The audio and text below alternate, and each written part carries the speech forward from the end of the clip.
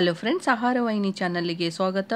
ತುಂಬ ಈಸಿ ಆಗಿ ಕ್ವಿಕ್ ಆಗಿ ಸಿಂಪಲ್ ಆಗಿ ಮಾಡುವ ಕ್ಯಾಪ್ಸಿಕಮ್ ರೈಸ್ ಹೇಗೆ ಮಾಡುವುದಂತ ನೋಡೋಣ ಬನ್ನಿ. ನೋಡುವುದಕ್ಕೆ ಮೊದಲು ಸಬ್ಸ್ಕ್ರೈಬ್ ಆಗದೆ ನೋಡ್ತಾ ಇದ್ರೆ ನೀವು ಕೂಡ ಸಬ್ಸ್ಕ್ರೈಬ್ ಮಾಡ್ಕೊಳ್ಳಿ ಪ್ಲೀಸ್ ಫ್ರೆಂಡ್ಸ್. ಹಾಗೆ ಇದಕ್ಕೆ ಏನೇನು ಬೇಕಂತ ನೋಡೋಣ ಬನ್ನಿ. ಇದಕ್ಕೆ 1 ಟೇಬಲ್ ಸ್ಪೂನಿನಷ್ಟು ಕಡಲೆಬೇಳೆಯನ್ನು ಹಾಕಿಕೊಳ್ಳಬೇಕು. ಹಾಗೆ 1 ಟೇಬಲ್ ಸ್ಪೂನ್ ಉದ್ದಿನಬೇಳೆ, 1 ಟೇಬಲ್ ಸ್ಪೂನ್ ಧನಿಯಾ, ಕೊರಿಯಂಡರ್ ಸೀಡ್ಸ್ ಹಾಗೂ 4 ಒಣಮೆಣಸಿಕಾಯನ್ನು ಹಾಕಿ ಸ್ವಲ್ಪ ಎಣ್ಣೆಯನ್ನು ಇದನ್ನು ಸ್ವಲ್ಪ ಕಂದು ಬಣ್ಣ ಬರುವ ತನಕ ಫ್ರೈ ಮಾಡಬೇಕು.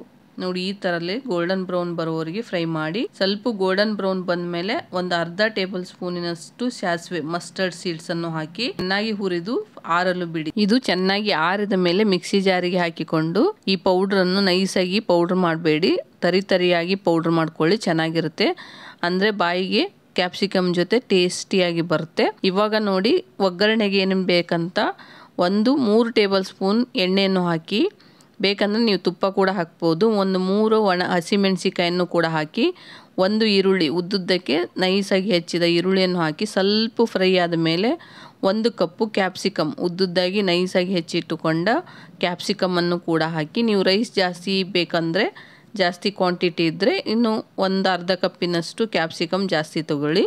ನೋಡಿ, ಇದನ್ನು ಸ್ವಲ್ಪ ಜಾಸ್ತಿ ಬೇಯಿಸಕ್ಕೆ ಹೋಗಬೇಡಿ, ಸ್ವಲ್ಪ ಹಸಿ ಬಿಸಿ ಇರಬೇಕು ಕ್ಯಾಪ್ಸಿಕಮ್, ಅಂದ್ರೆ ಟೇಸ್ಟ್ ಬರುತ್ತೆ ರೈಸಿಗೆ. ಇದು ಸ್ವಲ್ಪ ಫ್ರೈ ಆದಮೇಲೆ ಇದಕ್ಕೆ ನಾವು ರುಬ್ಬಿಟ್ಟುಕೊಂಡ ಪೌಡ್ರನ್ನು ಹಾಕಿ, ಹಾಗೆ ರುಚಿಗೆ ತಕ್ಕಷ್ಟು ಉಪ್ಪನ್ನು ಹಾಕಿ ಫಸ್ಟ್ ಸ್ವಲ್ಪ ಹಾಕಿ ಉಪ್ಪು, ಆಮೇಲೆ ರೈಸ್ ಹಾಕಿದ ಮೇಲೆ ಮತ್ತೆ ಹಾಕಕ್ ಬರುತ್ತೆ. ಜಾಸ್ತಿ ಹಾಕಿದ್ರೆ ಇದರಲ್ಲೇ ಉಪ್ಪಿನ ಅಂಶ ಜಾಸ್ತಿ ಆಗುತ್ತೆ. ಅದಕ್ಕೋಸ್ಕರ ಕ್ಯಾಪ್ಸಿಕಮ್ ಅನ್ನು ಎಲ್ಲ ಅಡಿಗೆಗೆ ಸ್ವಲ್ಪ ಬೆಳೆಸಿ ತಿನ್ನುವುದರಿಂದ ತುಂಬಾನೇ ಒಳ್ಳೆಯದು. ಇದರಲ್ಲಿ ವಿಟಮಿನ್ ಸಿ ಕೂಡ ಇರುತ್ತೆ ಫ್ರೆಂಡ್ಸ್. ಈ ಕ್ಯಾಪ್ಸಿಕಮ್ ಮಸಾಲೆಗೆ 1 ದೊಡ್ಡ ಬಟ್ಟಲು ರೈಸ್ ಅನ್ನವನ್ನು ಹಾಕಿ ಉದುರಾಗಿರ್ಬೇಕು. ಅನ್ನವನ್ನು ಹಾಕಿ ಚೆನ್ನಾಗಿ ಮಿಕ್ಸ್ ಮಾಡಿ. ನೀವು ಬೇಕಂದ್ರೆ ಬಾಸುಮತಿ ರೈಸಿಂದ ಕೂಡ ರೈಸ್ ಮಾಡಿ ಹಾಕಿ ಮಿಕ್ಸ್ ಮಾಡಿ ಚೆನ್ನಾಗಿರುತ್ತೆ.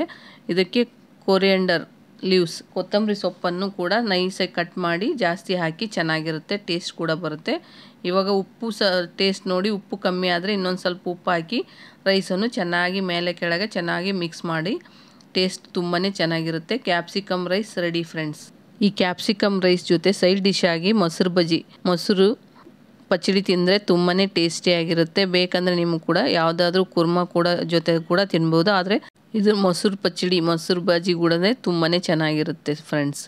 ಹಾಗೆ ಸಬ್ಸ್ಕ್ರೈಬ್ ಆಗದೆ ನೋಡ್ತಾ ಇದ್ದರೆ ಸಬ್ಸ್ಕ್ರೈಬ್ ಮಾಡ್ಕೊಳ್ಳಿ, ಶೇರ್ ಮಾಡಿ, ನಿಮ್ಮ ಫ್ರೆಂಡ್ಸಿಗೂ ಕೂಡ ಶೇರ್ ಮಾಡಿ ಫ್ರೆಂಡ್ಸ್. ಬೆಲ್ ಐಕನ್ ಒತ್ತಿದರೆ ನೋಟಿಫಿಕೇಷನ್ ಫಸ್ಟ್ ನಿಮಗೆ ಬರುತ್ತೆ. ಹೀಗೆ ಸಪೋರ್ಟ್ ಮಾಡ್ತಾ ಇರಿ friends. Thank you to all friends.